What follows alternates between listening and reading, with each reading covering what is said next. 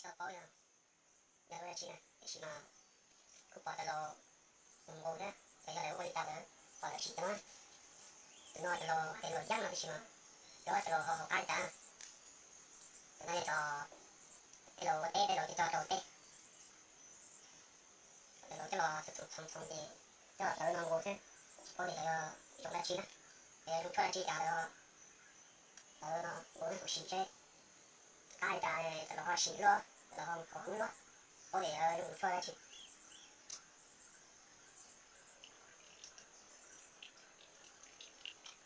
Coolie. So, all the way with that coolie.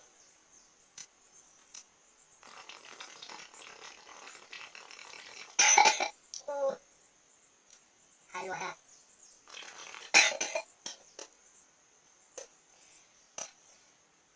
Chúng nó đây là chúng hồ đó. Ô, để chúng cô nó đó.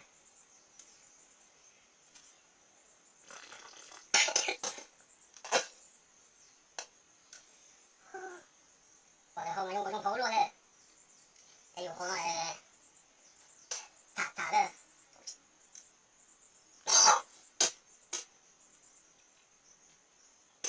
Nhưng mà chỉ stop. Tại tôi cắt luôn này. Tôi chỉ với thôi.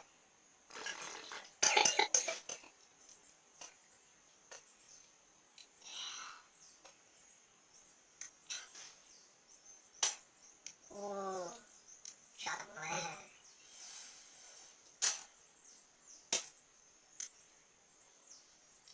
Tôi tới nó. Tôi nó.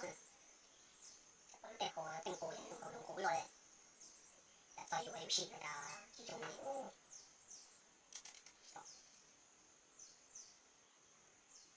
cái nói để chat à với cái đó chua đấy chị cái đó là có cái nào không dùng được tài